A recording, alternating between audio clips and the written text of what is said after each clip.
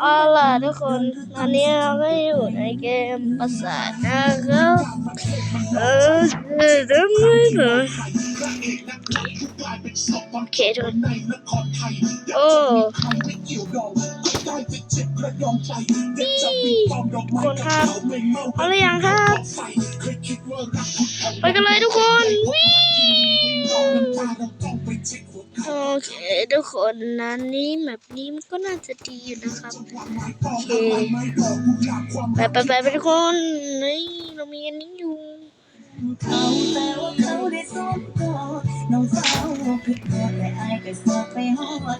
วิจุโอเคถึงมาคอยปวดหัวกลุ่มละหลับเลยเด้อพอแล้วเจ็บไปช้ำไปเจ็บมาจนหัวใจเสียเวทโอเคทุกคนไปกันเถอะโอ้โอ้ติดบั๊กอุ้ยอะไรอ่ะเกี่ยอะไรอ่ะโอ้เนี่ยเมื่อกี้คืออะไรอ่ะอ๋อจะทำอะไรอ่ะไอ้ลุงคิดถึงใครบางคนบรรยากาศองศาให้วันธรรมดาเพราะฉันทำทุกวันให้เป็นวันวาเลนไทน์หลังเคสโทรศัพท์ฉันที่มีรูปเธอและก็เบอร์คนสำคัญอยู่ข้างในไมโมบายตรงนั้นหน้าต่างบรรยากาศก็จะชิลตอนนั้นฟีลเหมือนฉันเดินในทุ่งดอกคาโมไมล์อาจเป็นเพราะว่าตอนนั้นฉันไม่เคยคิดถามว่าจะหลอกให้เธอรักก็ไม่เคยคิดขวางฉันแค่เข้าใจว่ากุหลาบสวยงามพอเวลาผ่านไปทรมานพิษน้ำรักของเรานั้นเป็นเพียงข้อสันนิษฐานต้องทำป้อมปราการเป็นใครอ่ะ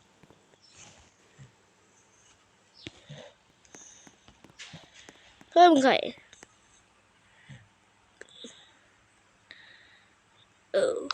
จุกเลิกดีกว่าหลังจากนี้ก็โดนลูกตะกั่วยิงตายแล้วไปทุกคนเฮ้ยอะไรเนี่ยไม่ซื้อไม่ได้มีเงินคนโจรน่ะรู้จักป้าคนโจรน่ะรู้จักคนโจรบ้าง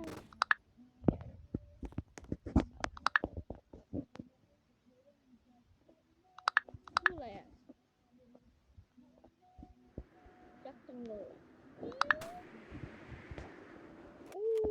มาดิ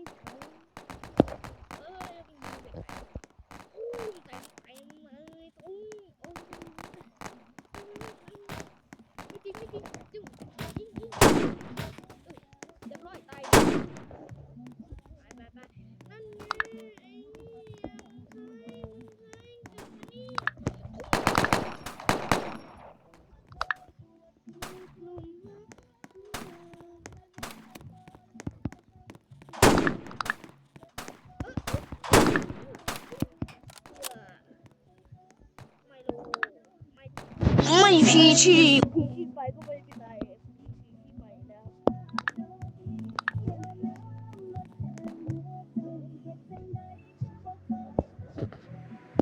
ไอ้นั่นอ่ะ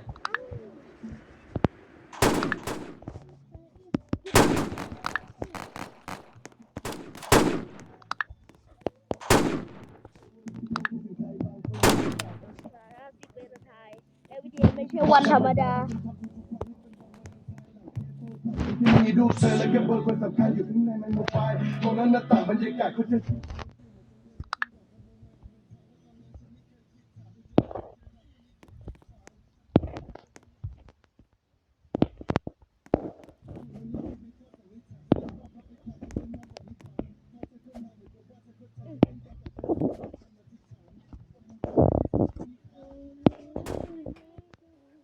ตายได้ไงเนี่ยน้องมาหัวคมๆเหรอเนี่ย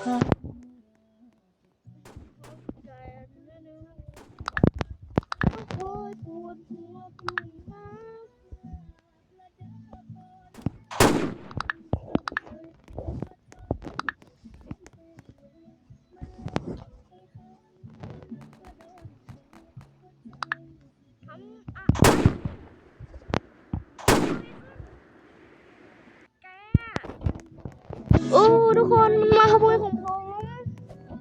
มาขโมยที่ผมว่าเนี่ยทำไมผมตายมันขโมยทุกคนหนีแล้ว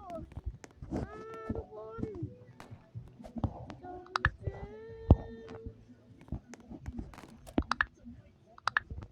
ผูกไว้ตรงข้อตีนไทยยอดเขาความรักที่ทุกคนไขว่คว้าใครอยากจะปีนก็ปีนไปความรักความทุกข์ความสุขความเศร้าที่จะไม่พบกันอยู่ในปีใด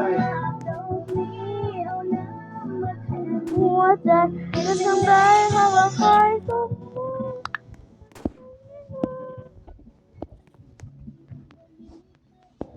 จะบอก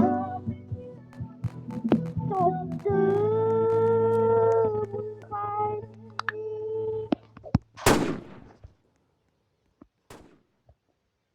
โดนพังเชี่ยโดนพังว่ะเก็บพังไปซะไปมึงลงมามึง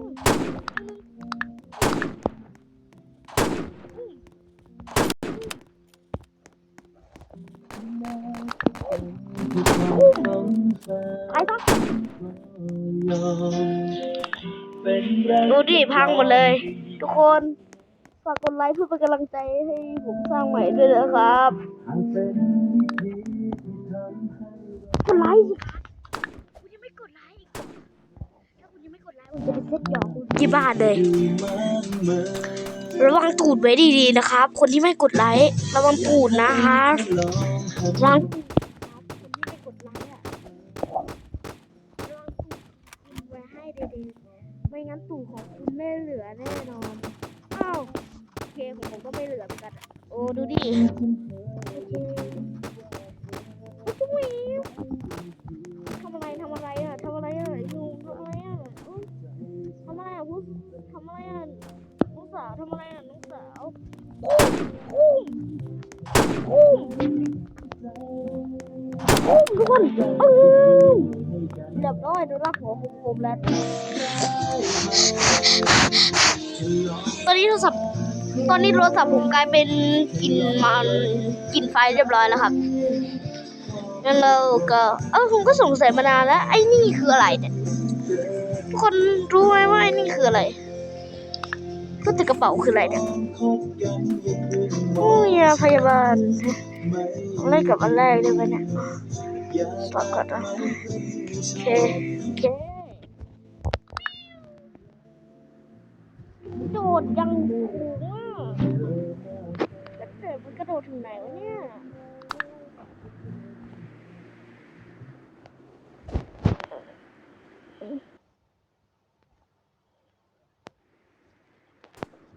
เราจะเป็น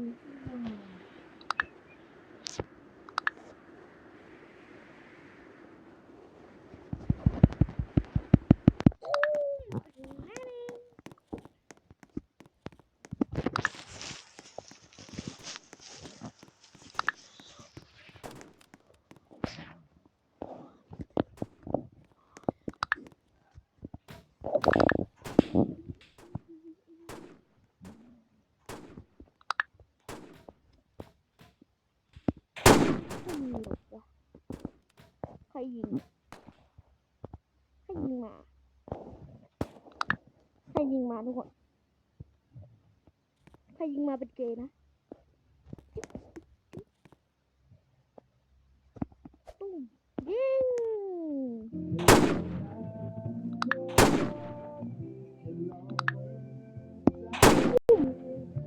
นั่นไงเจอแล้วนะ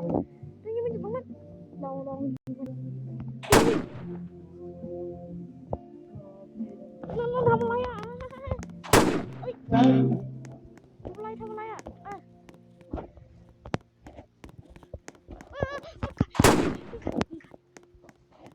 ปืนลั่นทุกคนปืนลั่นตกใจหูตัวเองตกใจหูตัวเองทุกคนแค่นี้แหละงั้นเราก็จะลงไปแล้วนะเราจะไปลงไปนึง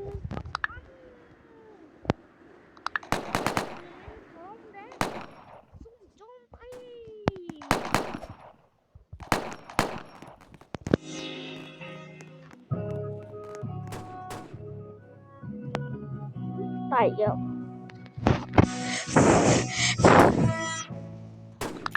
ดีคุณผู้หญิงทำอะไรอ่ะ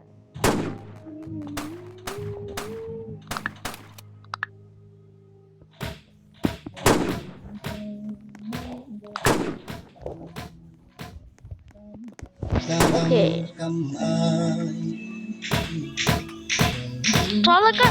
มาชูว้าว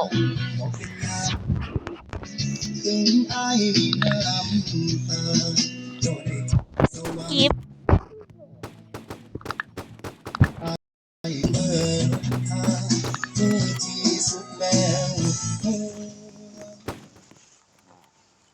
ดูมาทุกคนมาวันนี้ผมจะมาตีนะครับทุกคนวัดชูเวฟทุกคนพร้อมเลยพร้อมแล้วก็วัดทุ่ม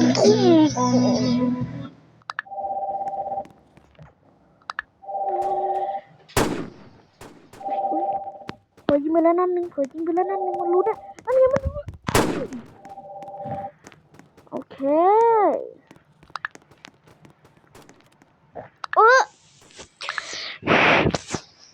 ครับ งั้นแค่นี้แหละครับทุกคน นั้นผมไม่เล่นนานแล้ว งั้นฝากกดไลค์กดติดตามด้วยนะครับ ยอดวิวจะได้เพิ่มครับ